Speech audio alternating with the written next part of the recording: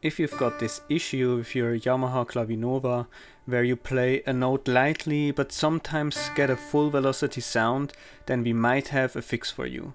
The problem with our piano was that the velocity sensors got dirty. The pressure sensitivity issue started to occur slowly over time and was not associated with mechanical damage or pouring liquids over the keys. Just as a little disclaimer, we are no piano technicians and we also just kind of followed other YouTube tutorials. Your piano repair attempts are carried out at your own risk. I'll go over the disassembly first, but I'll pin a comment with timestamps to jump to the cleaning part. You'll remove 2 screws in the back. Wherever you put the screws, make sure that you'll know in which order you'll need them for the reassembly later. Once you've removed the 2 screws, you can push the top part of the piano forward just slightly. After that, you can remove it. Unscrew these plastic rail parts next on both sides so that you can remove the lid. Here you can see how the wheels come out after removing those plastic rail parts. To get the front part of the lid out of the rails, just tilt it as shown in the video and it will come right out. Remove the screws on these metal parts next.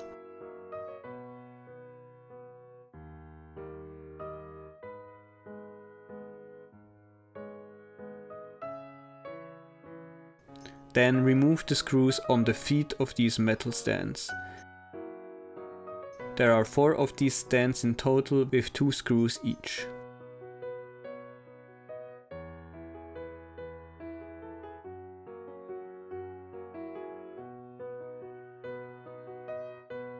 After that, you can slide the control panel backwards and gently lay it back. You won't have to take it out from the piano entirely.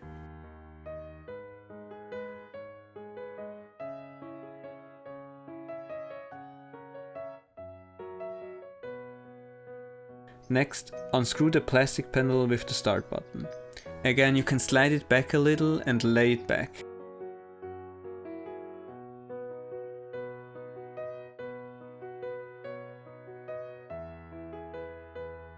Do the same with the plastic panel on the other side.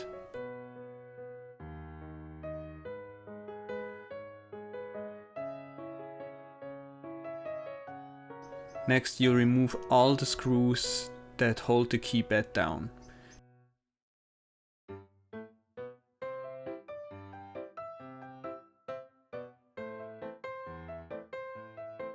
There are 2 different screw sizes here.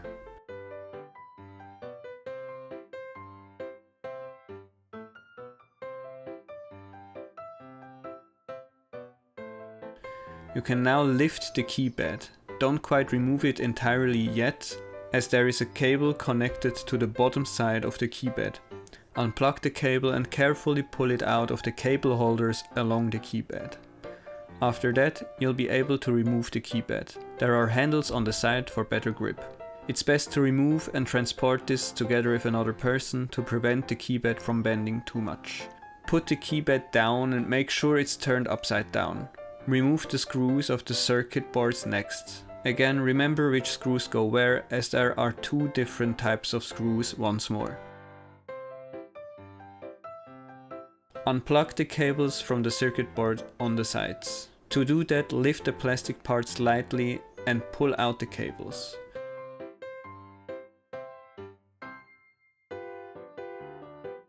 Remove the circuit board, which will reveal the grey rubber buttons.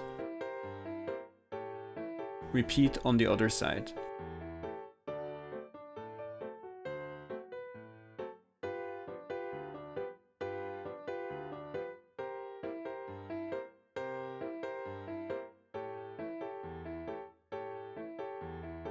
Finally, also remove the middle circuit board. If you turn the circuit boards around, you'll see the contacts that will have to be cleaned.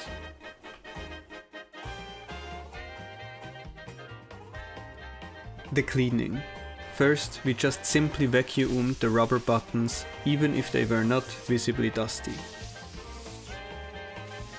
Next, we used isopropyl alcohol to clean the contacts.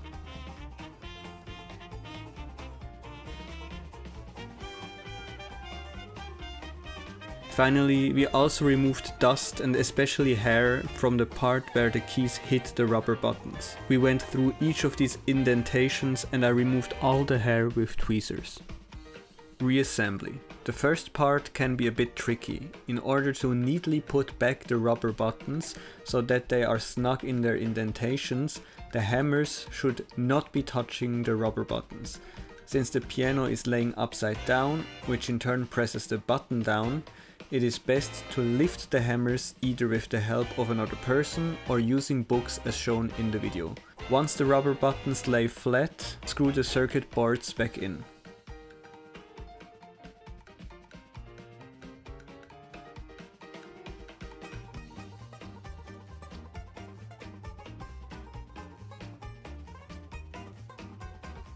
Reconnect the cables on both circuit boards to the sides.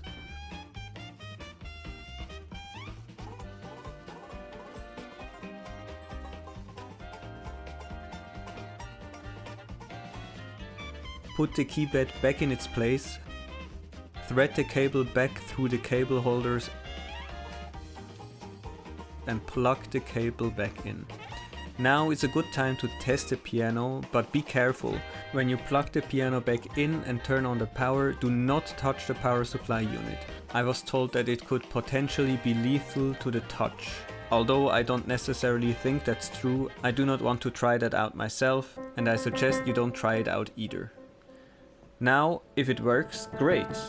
If not, you can either disassemble the keypad again and do more cleaning, or at this point maybe just bring the keyboard to a professional. Continuing the reassembly, you'll have to realign the keypad with the screw holes and then screw the screws back in. What a great sentence.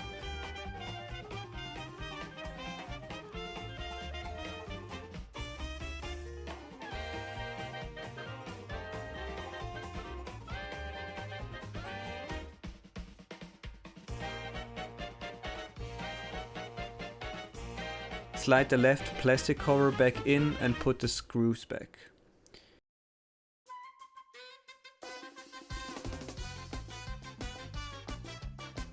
Do the same with the other plastic cover that has the start button.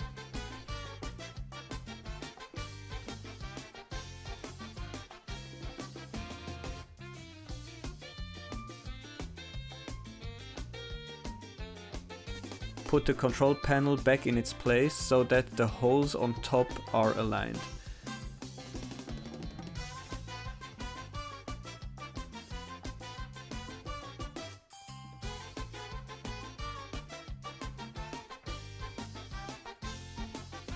Put the screws back in at the feet of the metal holders.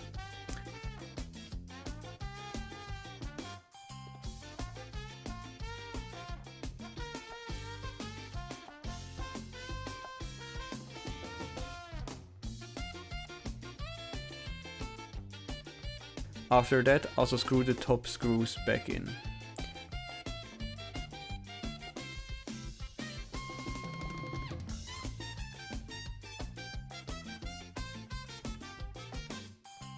Put the front part of the lid back in its rails with the tilting technique we showed during the disassembly.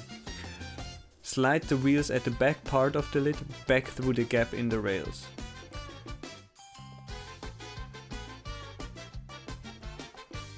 Screw the rail covers back on.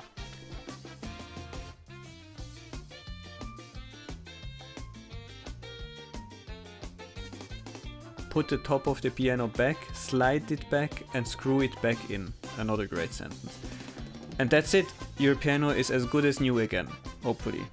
Mine at least was. As an additional resource, check out the video of the channel Jérômes. I'll put a link in the description. They are repairing a slightly different Clavinova model, but as there are quite a few similarities between the models, their video helped us greatly with our repair. I even stole a bit of footage from their video, I hope that's okay.